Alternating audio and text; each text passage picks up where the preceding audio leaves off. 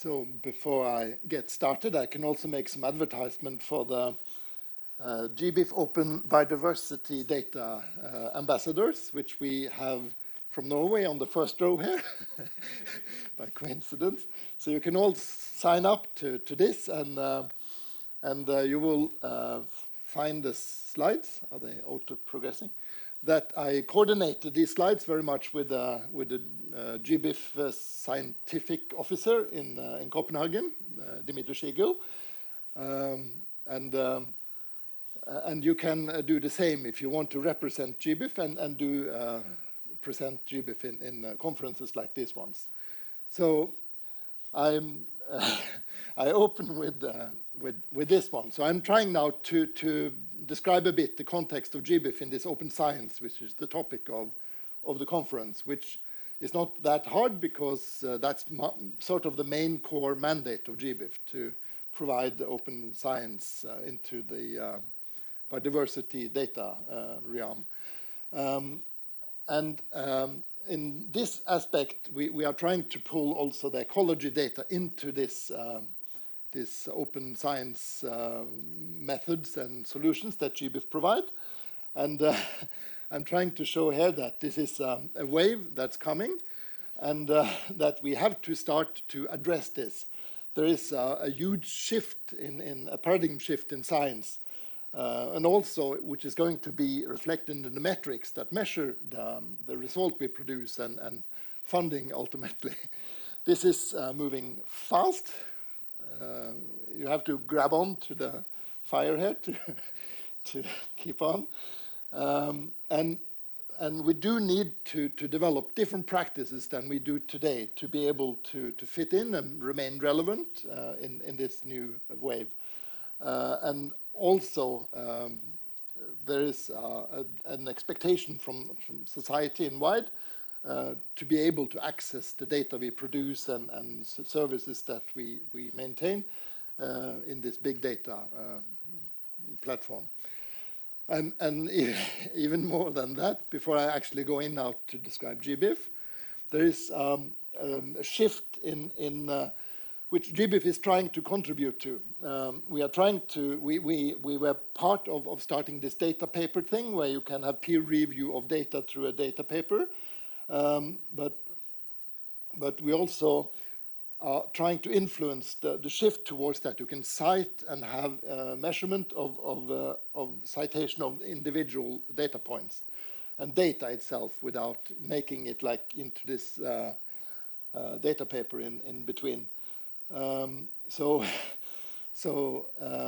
To introduce like a new currency in measuring science, citation of data, not only the citation of papers that describe the data and scientific results. And there is something you should know about. There's a Force 11, a task group that works on the principles to cite data. So that's something everybody should start to get into, and I hope that you will take part in driving this new way of doing science. So in principle, data should be cited, and if I manage to run through a long slide deck, towards the end I will show you a little bit our take, how we are trying to make data citable in GBIF and how we count the metrics around that. So, what is GBIF? GBIF is an international network. It's intergovernmental, so countries are signing up, and we aim to be an engine in this open science, to provide, so the main objective, the main rationale for creating GBIF is this free and open access to biodiversity data anywhere, online, for free, for anybody. There is a memorandum of understanding, which is not committing countries to do so, but we agree upon operating this together. And it's a distributed network, so each country must deliver a part of it. And we are the GBIF node for Norway, And we are now building a bigger consortium around this to include NINA and Artsdatabank and so on in this deliverance of GBIF in Norway. Yeah, and we have the secretariat in Copenhagen. So that's a core team of people that service the whole network and work for us. Membership is increasing. So we just recently got a few members in the Caucasus and also now last week or something in Uzbekistan. But we are working to increase this membership. Each green country pays the membership fee. The blue countries, they are in the transition phase into the network. But, well, we hope to grow this, to color more of the landscape here.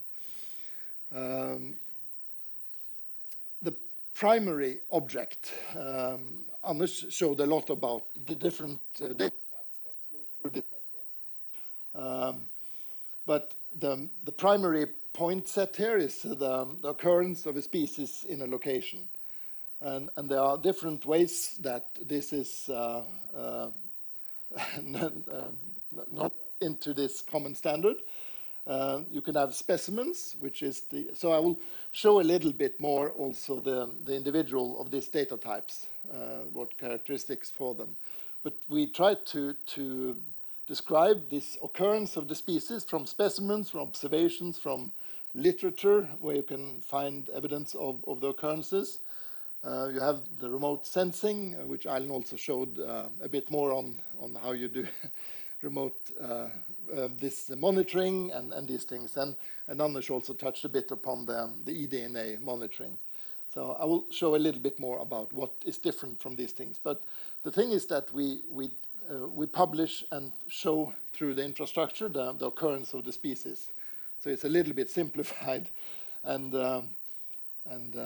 we need, as Anders was into, to look at how we can capture more richness of this, and that's what we're working on.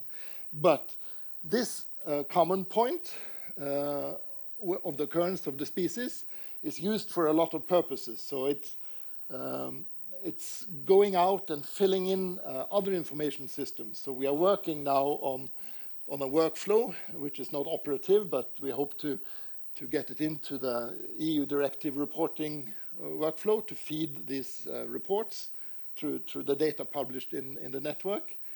The red list is, of course, generated off this workflow by Artsdatabanken. And there's work now also to join this more with the EUCN and have more international data flows around this. There is a mechanism for the treaties and conventions where the volume of GBIF data is symmetric for fulfillment of these agreements. And also we are working now on feeding also data streams and aligning them with research data portals, particularly the molecular sequence data. So the size of this now, we tipped up to 1.6 billion data records. There is a growing number now of data sets continuously growing. There's more countries joining. This is ticking up, and we also have new. So these are also a possibility for international organizations to join. So should be across more than one country. We have an enormous load of data downloads and access to the data portal. There is ticking up the number of data publishers. And also we still see a quite rapid growth in the number of cited papers that cites use of the data infrastructure. If you look at Norway, it's still also quite impressive numbers. 40 million data records, now 287 data sets, increased a little bit even last week. You can see the coverage of the data published out of Norway. It's not only Norway, but also data from other places. Yeah, and also we are not too bad on the data citation either. I will show a bit more breakout of that number. So it's quite scary to look at this enormous growth you can see over there. And then I put the autoclam. So you can see that the proportion of specimens, so we started off primarily by being a service for the museum specimens, and with this enormous increase in other data types, we expect this eDNA to increase a lot. This ecological data could start really to influence the data volumes. But this means also that the museum specimens that was sort of the starting point is becoming a lower proportion of the data we serve. When you look at the taxonomy of the data, we share a lot of it. Here is birds, animals, plants, and other things. So with the eDNA, I will show this progress in a short while. We hope really to make this more evenly distributed across data types.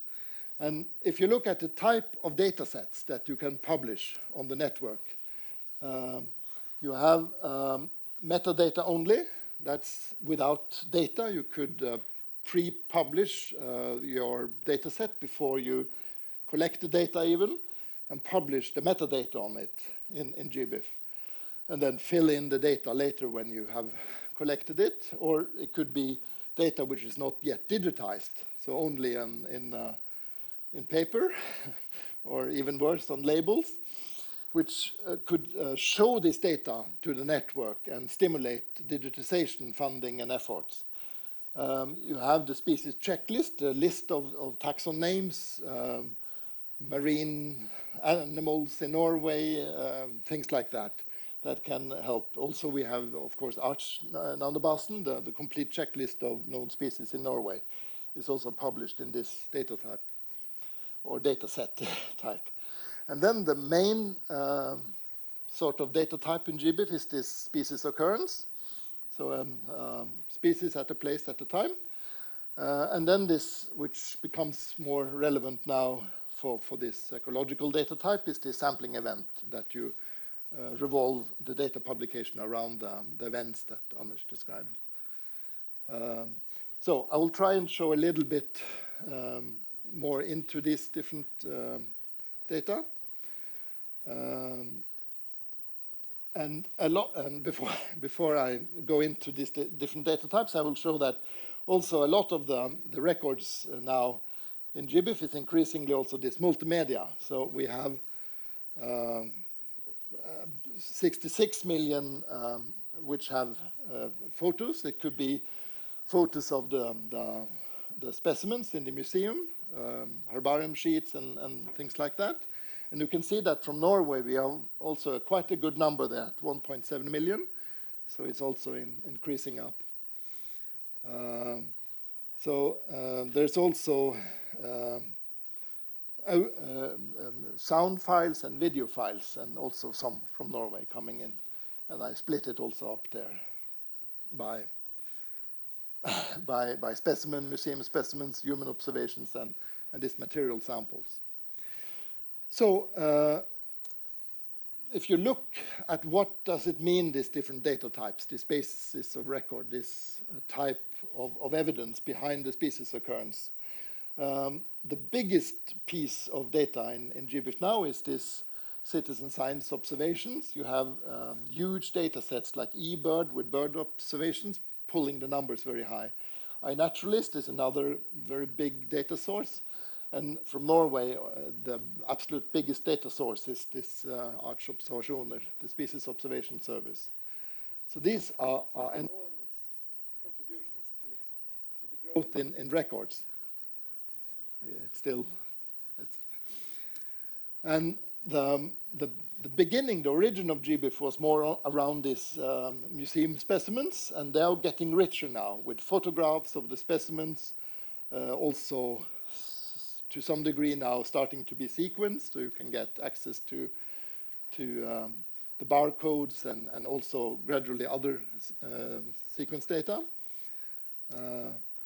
And then you have also a very interesting monitoring of the scientific literature, where we try to where especially Plassey in Switzerland is extracting occurrences from literature, and also brand new species taxonomic descriptions that we can import into the GBIF very early on, straight off the scientific publications. So I have 5 minutes left, I think. One big challenge in this, as I mentioned early on, is also that there is a huge overrepresentation of birds. And then you can see this, if you try to look at the number of records against the number of species and so on, you see that when you go down the list there, insects is vastly underrepresented. So this is a challenge. I also tried to show these small icons there, that we have enormous 1.2 billion animal records, 300 million plants, 20 million fungi, 16 million bacteria and microorganisms in general, and only 0.04 million viruses. So that is something we need to address. And one way to address this is to start to look at, well, at this eDNA, this sequence-based data that Anders mentioned. So when you look at this biological code, this is a challenge. A lot of them, they don't have names. And to remedy that, we have started now to include the species hypothesis based on sequence data. So from UNITE, community around fungal data, they started to register species hypothesis which is registered with a DOI, and you could now start to mobilize and publish data in GBIF, which is tied to these species concepts. And also here from the Barcode of Life, we are integrating into the index, into the so-called taxon backbone, the taxa that you can report species occurrences on, these bins from the eyeball and so on. And Anders showed some of these eDNA data streams coming in. Magnify is one huge data stream that is publishing data on these environmental samples. And of course, Anders also took part in writing a wonderful guideline for how to actually publish this data into the network. And I think I can also show quickly the policy links. So the number of records in GBIF is part of the metrics that measure the fulfillment of countries of these treaties and conventions. So the CBD, the sustainable goals, IPPES, and so on is based on and measuring the data published by a country in GBIF as one of the indicators for fulfillment. You have the Aichi targets. So GBIF contributes to a large number of them, and we highlighted here 4 of them. Should I take the last, or should we take 1 minute? Yeah. So we contribute to sustainable development. You can see here the growth in data publication. And Norway is contributing some to that list. We would like to see that number increase a bit to be in proportion to the data we produce. And just so that you should all start doing this, it's very easy. You download data from GBIF, and together with the data download, you get a DOI, which you cite in your work. So that should get you all started doing this.